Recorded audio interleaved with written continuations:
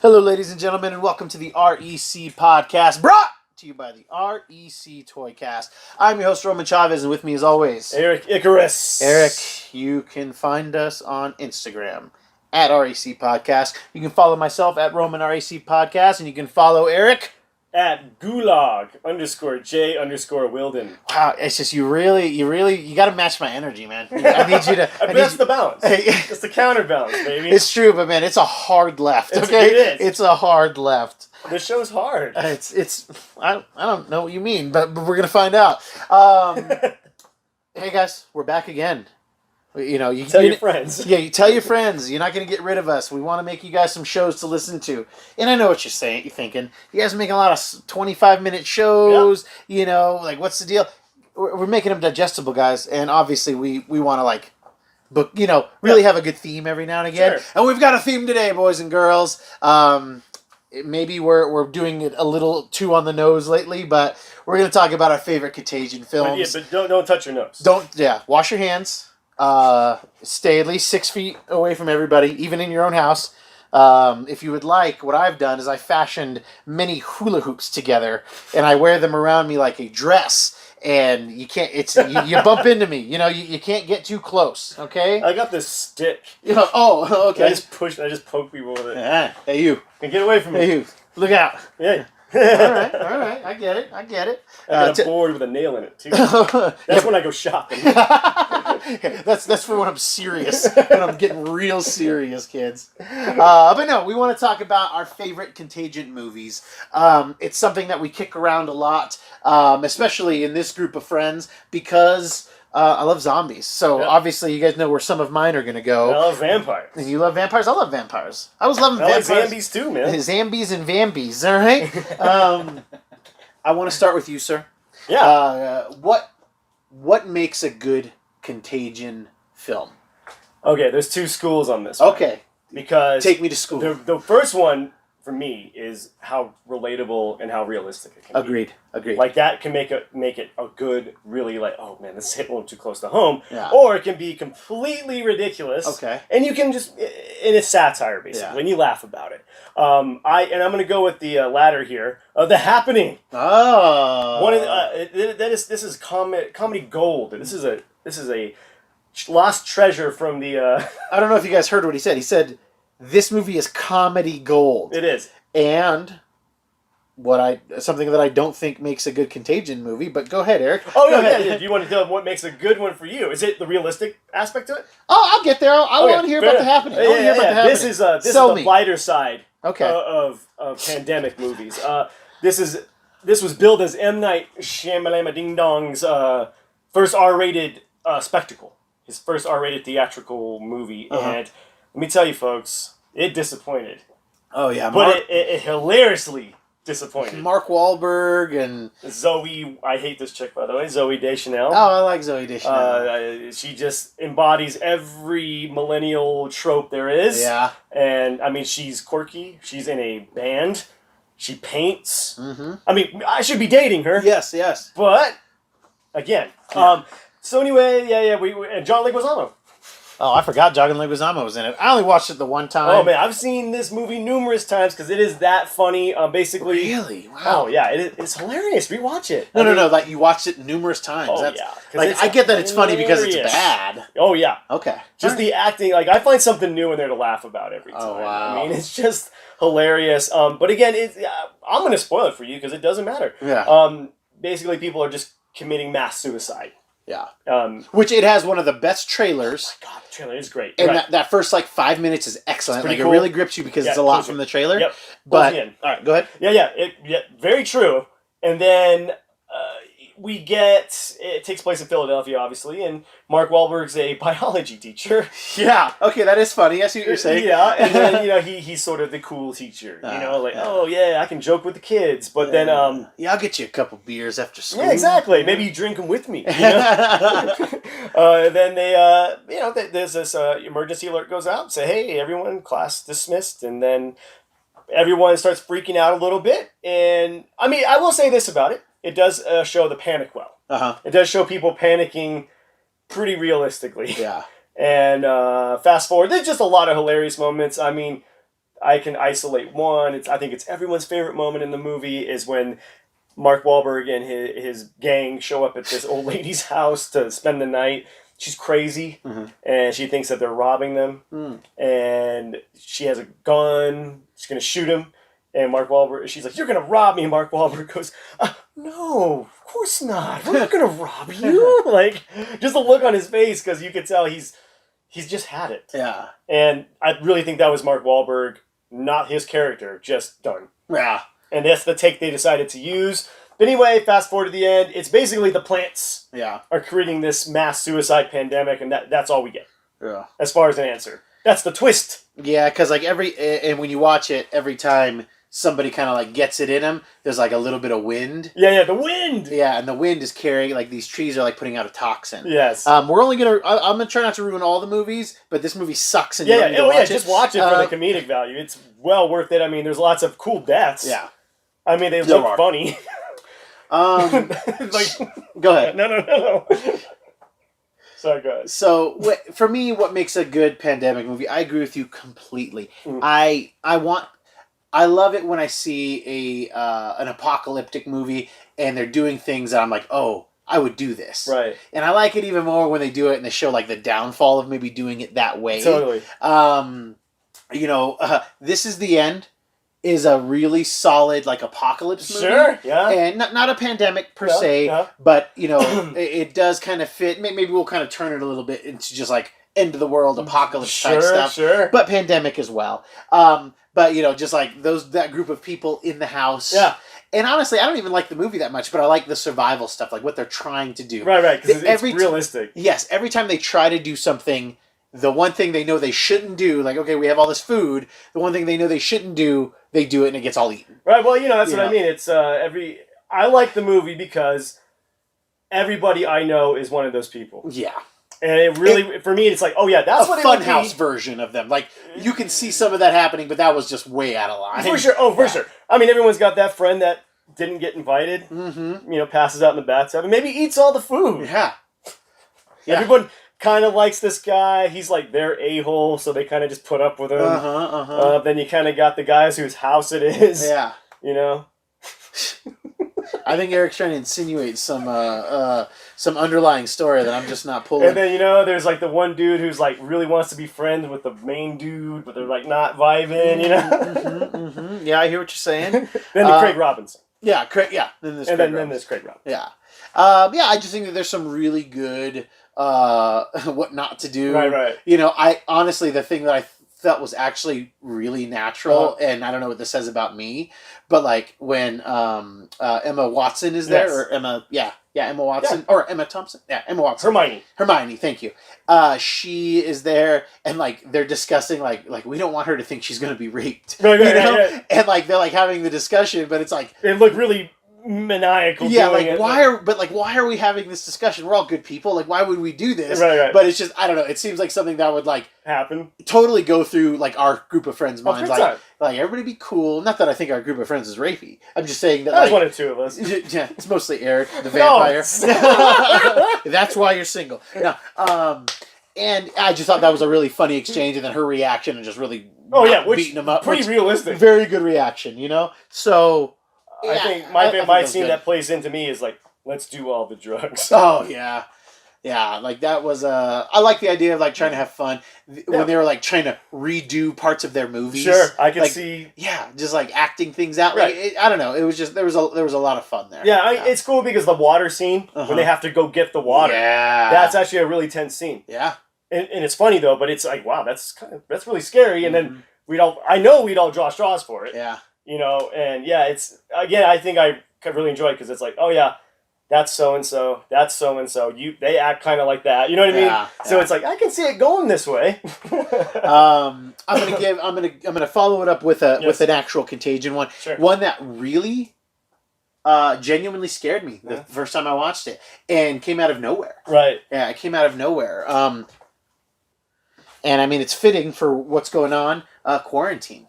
Hey, yeah, good one. The first watch of Quarantine is really, really good. It built. I love found footage movies. It's one of my guilty pleasures. I love zombie stuff. This was about a rabies virus that basically made you into a zombie. Virus? Rabies. Oh, I thought you said something. You thought I said rapies? Yes. Because you're carrying over from because you're the rapey one. Yeah, exactly. Okay. I got cool. rapies, kids. Yeah. Like I thought there was a really I knew kind of what it was about. Right. And when I watched it with friend of the show Andy and a couple other people, and we were generally. And part of it was we were all feeding off of each other. Oh, sure. There was a lot of dark cam stuff in there, the night vision angles. And just the idea of having we can't get out, so we have to go up. They keep having to go up, and people keep turning and getting bit, and all. And it's just an intense movie when they're running down the stairs at one point, and you see a couple of the infected. Oh my God, it's so good! And then the way that it ends, where they kind of figure out where the virus is coming from and everything. I don't want to spoil that, but when they get to this point, it ends really strong, and it's great. It's so great. You don't see it punches you in the face, and then you kind of remember, oh. Somebody mentioned this, and somebody mentioned this, and this is what happened. Yep. And it just really builds to a very suspenseful ending, and was totally worth a watch. I've not watched it a second time. It's hard to have a rewatch on that. I've heard it didn't have good rewatch, but I can imagine why. Right. Because that movie was all about you not knowing what's going on. Yeah. I think another reason you liked it, too, is because it takes place in one spot, basically. I love that. Yeah. You love that. And it's, again, it adds that the walls are closing in vibe to it. I feel like from I've seen it a couple, maybe 3 times, and the scenes start out very wide in the beginning, and then they start pushing in. I mean, the rooms might not be getting smaller, but the frame is getting smaller, so you feel like the audience start feeling like, oh God, it's closing in, and something's behind me. Yeah, it's good. It's a good choice, man. That's a really good one, man. Glad you liked it. Yeah, I'll never watch it again, but if you haven't seen it and you're bottled up right now, go check it out. It will not help. It will not help you. Can you give me another? The Crazies. The 2010, not the 1970s Romero version, which I do regard as great. It's good. But the newer one is fantastic. Timothy Olyphant in the lead. Yeah. Just doing what he does best, man. I love that movie. Just another good, solid, disease movie. Yeah. I mean, there's not a lot to say about it, just that it's well acted, and the gore is amazing. Yeah. The gore is through brutal. the effing roof in this movie, but it's not gore for the sake of gore. It's like, oh, that's what happens when you get this virus, and it gives you that sense of dread that all the characters are feeling. You could take the 2 leads from what's your vampire movie that you like, 30 Days of Night. Yes. And you could switch them out with Timothy Olyphant. Oh, yeah. It's the same character. Oh, big time. It's the same. I actually, when I'm remembering those movies, I'm remembering them together and not separately. They remind me so much, and I feel like Ben Foster's in both of them. I don't actually know. I can't. I know, right? Maybe he is. I feel like he's in the Crazies. I don't think he is, but do you see what I'm saying now? Now that I've said the comparison, it kind of feels like that. It's got the same kind of vibe, big time. I don't know what it is, but I remember watching it and just being like, okay, that was worth a watch. Yeah. Okay, it was one of those. It was totally worth a watch, but like I said, I blend it so much with 30 Days of Night. Gotcha. And it's mostly because, Timothy Olyphant and Josh Hartnett are playing the same guy. Oh yeah, that is Hartnett. I forgot about that guy. No, that's a good one. I really like that. It's a solid pandemic movie. Just it's good. Yeah. I like it. I mean, not to take anything away from the 73 version. It's good too. But watch them both. You got time. Yeah. I'm going to say it. I've talked at great lengths about them. 28 days, 28 weeks later. There we go. They're so good. Yeah, amazing. And I like how they are in the same universe, but they feel like 2 different movies because Danny Boyle didn't come back for the second one. The first one does feel like an indie movie. The second one feels, like a studio film. Yeah, big time. That forced studio sequel. But it worked for me. It did. It was because different. I liked the addition of the military. Yes. And again, when we're talking about what people would do, I love how people would act. That's why I love The Walking Dead so much. So mini shout out to The Walking Dead. We love that. Yeah, we do. The comic book, if I survive the zombie apocalypse, it'll be because of The Walking Dead comic book. Oh, okay. But there's a lot of very smart survival things in there, and just the idea, especially in 28 Weeks Later, when that little boy is outside of the house that's all boarded up in the beginning, and they're thinking, do we help this kid? Right. What? Do we save this kid? And but it all comes down to, okay, we save him, but how does that benefit us? Yeah, you've got to make tough calls like that. I know, unfortunately, and I get so panicked. Like, even in this climate we are right now, like what I wouldn't do to keep my family safe. Right. And you see that in the, especially in the zombie type stuff. Like what concessions do you have to make? Yeah, what lengths do you go? In The Walking Dead, there's in the comic and in the show, there's a farmer. His name is Herschel, and he lets like the main group kind of stay at his farm, but he's like, hey, don't go in the barn. And it turns out, like, in the barn, it's like some of his zombified kids. Oh, that's right. And some of his neighbors, and he's like, these were people that we knew. Right. Like we can't just kill them. And it's just like they're not them. You got to make that thing like that. It hasn't been them. Since they turned. I mean, you got to. I know it's their face, sort of. Yeah. But it's not them anymore. Now you're just putting everyone at risk. Now we got to kill you, Herschel. In the first in 28 Days Later, where I can't remember the main character's the main female's name, but she's like hole up in like a convenience store. Oh yeah, because she can pull that grate down. Yep. That's smart. Yeah, it's it is like those things that kind of give but don't break. Yeah. It's just a lot of fun survival techniques. Yeah, and it's cool that you could even attribute those things to not even zombie stuff. Like, oh, I need to hide somewhere. Yeah. And it's just lock it down. It would be too much trouble for somebody to get in there. Yeah. To get you. It's like, whatever they have is probably not worth me trying to break into this thing. Yeah. You know what I mean? Yeah. So, I mean, that's a good one, man. I like that. Those are good classic effing movies, dude. Yeah, and they're so good. I mean, I'm trying to go for the more, maybe you've not seen these movies. Yeah, go for it. This one is I don't know, I think you've seen this one. Mm-hmm. It's from 2003, based on a Stephen King novel, Dreamcatcher. Have you seen Dreamcatcher? Yes. I have too. Do you know why I watch Dreamcatcher? And do you know why I'd say 40% of people watch Dreamcatcher? Why is that? The Animatrix. Oh, I'm not the familiar, beginning. dude. Yeah, the beginning of the. Oh, that was the trailer for Dreamcatcher. It wasn't the trailer. They had like this 20-minute like re-enter the Matrix anime thing beforehand. It's awesome. Right. And it's called the last days of the Osiris or something like that. Do you remember? Did you see it? I have seen the Animatrix. Yeah. So most of the people, it was that one with the black guy and the Asian chick, and they're like fighting. Oh yeah, and they're like cutting each other's clothes off. Uh-huh. It was that played before. Oh, so that's why everybody. That was a huge part. It's like, oh, I'm already here. It's sort of like when Episode 1 from Star Wars trailer was on Meet Joe Black. Yes. Everyone's like, oh, I'm gonna go buy a ticket for Meet Joe Black. Exactly. This is before the internet, kids, where you had to go to the movies to watch the trailer. Back in our day. Yeah. Dating ourselves a little bit. In like 2002 or 4 or whatever that was. So long ago. Yeah.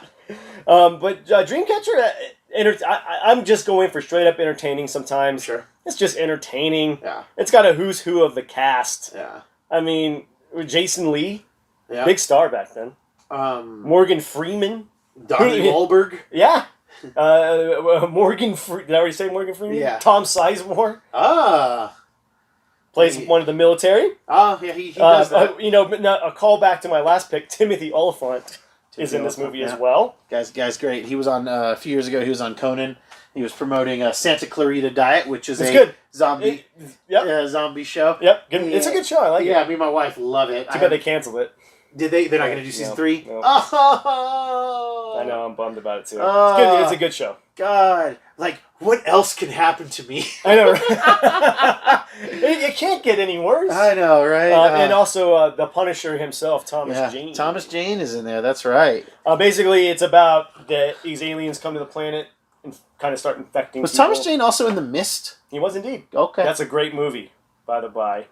That should have been my pick. But these aliens basically have this thing that crawls up inside you. They call it the crap weasels, basically, because they ingest in you. But it's sort of like reverse face huggers, but they go the other way. Fun. And they gestate in your belly. Yeah, I forgot all about that. Yeah, it turns. You get these really odd blobs on your skin. And just a really good movie. It's got aliens and Morgan Freeman and a pre-crazy Tom Sizemore. No, I think he was still crazy then. Oh, you able to keep it together for a movie, Tom Sizemore. Let fewer cracks in the foundation Sizemore. Yeah, smoking crack in the foundation. That was a drug of choice. Oh gosh. That is substantiated. You can't sue me, Tom. Yeah. Yeah, I synced it. I did it with you. One that I think that we can both agree on, Yes. and I think it's underrated, to be honest, is 10 Cloverfield Lane. Yes, dude. Oh yeah, big time. It's kind of like a Contagion / Alien thing, but that's not what the movie's about. Nope. You know, something has gone awry out in the real world. Right. Our main character, played by Mary Elizabeth Winstead, wakes up in this bunker. Right. And there's a guy who's like, "Oh, I rescued you. You can't go out there. It's toxic." And then there's another dude there too.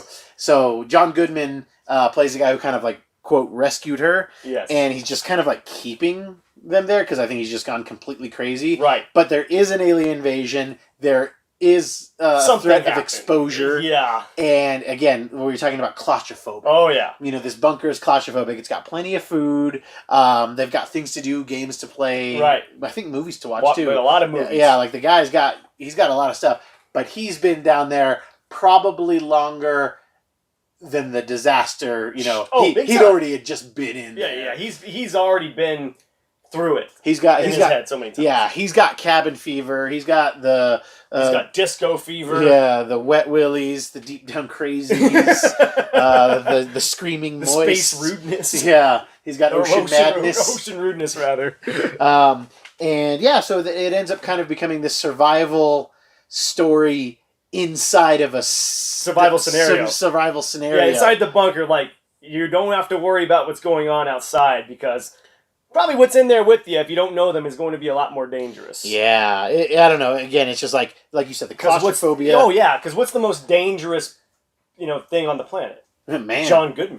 John Goodman. Yeah, they mixed the blood and the DNA from the greatest predators on the planet, a great white shark and a jaguar and a Komodo, and it's John Goodman. It turns out it's John Goodman. But yeah, the claustrophobia aspect, the suspense aspect is through the roof, man. Not knowing your surroundings, right, and not knowing if that really happened. Yeah. Because you wake up, like, is there actually an epidemic? Or is this dude just crazy? Yeah. Yeah. It's a crazy good movie, and I don't want to ruin that one part where she's climbing through the vent. Yeah. It's watch. Honestly, yeah, this should be the first one on your list. If you haven't watched 10 Cloverfield Lane, you don't turn this off and watch it. Come back. You don't need to have watched Cloverfield.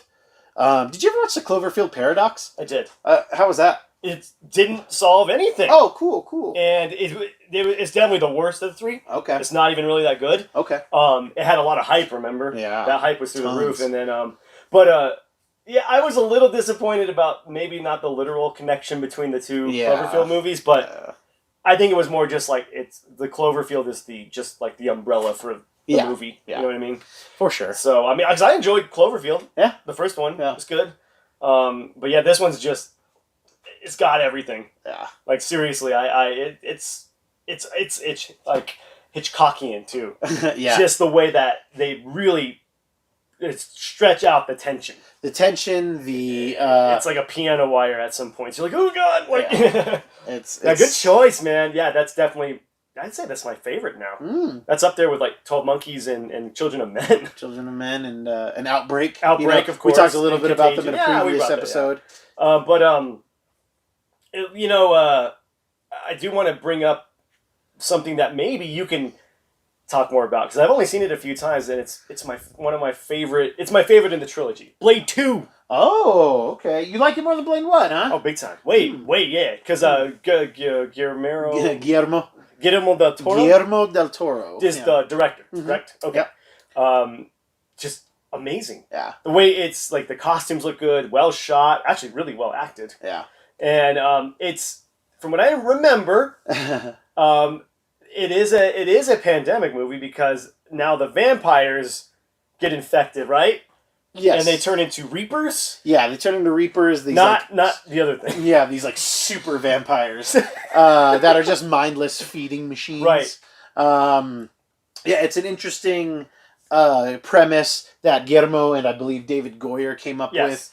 and they, you know, just like, oh, what do vampires fear? Right. And it's like a vampire of vampires. Yes, because they have to feed on, or they can feed on humans. Yeah, they can too. feed on anything, but they're targeting. You know, it's like when there's two apex predators. Okay, so they want to wipe out the the competition. Gotcha. So like how we have the pythons in Florida eating all the alligators. Yeah. Just like that, Eric.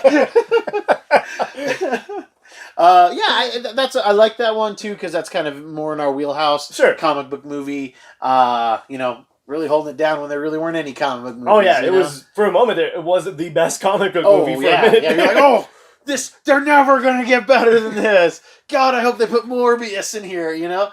I remember when the first Blade came out and we were saying that. And it's still not bad. It's so good. Like, it's great. Still so good. It's good. I mean, some of that CGI is awful, but yeah, the CGI is worse in Blade 2 though. Remember when they're fighting in front of those lights? Yeah. And Blade looks like he's made of rubber. Right. Yeah. And then they have Donnie Yen, and he dies off screen. Oh my gosh! Yeah, so terrible. Donnie Yen playing Snowball, and he's looks cool. You want to see him do something, and he does nothing. I mean, he does 1-2 cool sword moves, and then they just say it over like the radio. Oh, Snowball's dead. Yeah. Like, did he just go out for a coffee and then did get let back on the lot? I guess. Yeah. I don't know. Yeah, that was such a waste of Donnie Yen. I know. That was before we really knew who he was in America. Right. Like, mainstream, and maybe even some people still don't. But I mean, now with the excess of Ip Man movies, like people watch those on Netflix and they're like, "Oh my god, who is this guy?" It's like, we were in the know. Yeah, we love Donnie Yen. We love him. But I thought that was it's just a little interesting twist on the. I like the idea. I like the idea, and like they're like what. Because it kind of has like some precedent in nature with bacteria killing other bacteria and stuff like that. So that's a good pull. I mean, I'm afraid of these things. Oh yeah, I think it's hard for us not to do a lot of vampire and zombie stuff. We could get into like more hardcore. I mean, Resident Evil it made their whole franchise off of. Mm-hmm. Are those considered zombies? In Resident Evil? Yeah, especially the first movie. Especially the first movie. They just have a bunch of different other creatures. Like, I really think that what hurt Resident Evil in the films was that they got away from just zombie stuff, which is what really made the games good, is that they got away from zombie stuff. You know, because you want a boss fight.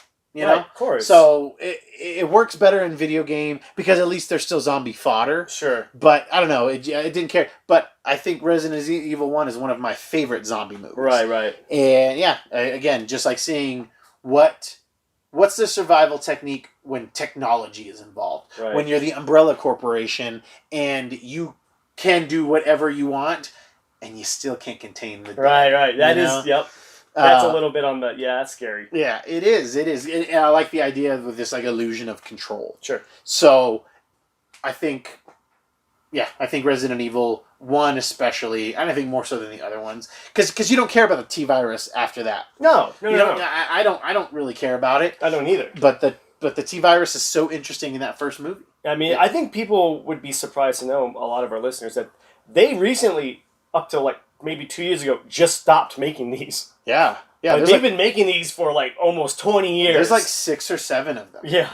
And they're terrible except for the first one. There's some interesting stuff in the second one, and then I can't find anything I like from 3 through literally I think there's 6 or 7. Yeah. I mean, there's a lot of them great out there. We got the Andromeda Strain. Old school movie, awesome. I mean, we could just start naming off ones. Maybe ones we should see. Yeah. We should see these REC movies. Yeah. They owe us some money. Yeah. Oh, I don't want to push that. I feel like we might owe them money. Yeah, I remember when those were coming. When the first one came out, I've heard that it's good, but I couldn't tell you what it's about. Yeah, I've never seen it. Yeah, I didn't know they made 3 of them though. Right. Yeah. And then of course we got our Omega Man. I Am Legend. Yeah, we talked a little bit about those a couple episodes ago. And then we got our big 2, Contagion and Outbreak. Yeah. Those are the big 2, which everyone's just name dropping now. Yeah, it's everywhere right now. I think that those are Philadelphia. Philadelphia, gosh. Yeah, go ahead, Eric. Finish. Go ahead, do your thing. Oh no! I'm just saying. Hey, man, be careful out there. Jesus Christ. On that note, kids, that's going to be our show. I want to thank you guys so much for listening. If you like what we're doing, please hit the subscribe button. Give us a like. Tell us which Contagion movies you're watching right now. Which ones are your favorites? Which ones should we watch? Yes. I haven't watched a ton. These are the ones that I've seen. Eric, do you have any final thoughts for us? No. Nope. Jesus. No. I mean, I'm afraid of Reapers. Yeah. And I'm afraid of Philadelphia. Well, yeah, the city of brotherly love ain't got no love for a brother. All right, guys, thank you so much for listening. I have been your host, Roman Chavez. I'm still Eric Eucharist. And we'll catch you next time.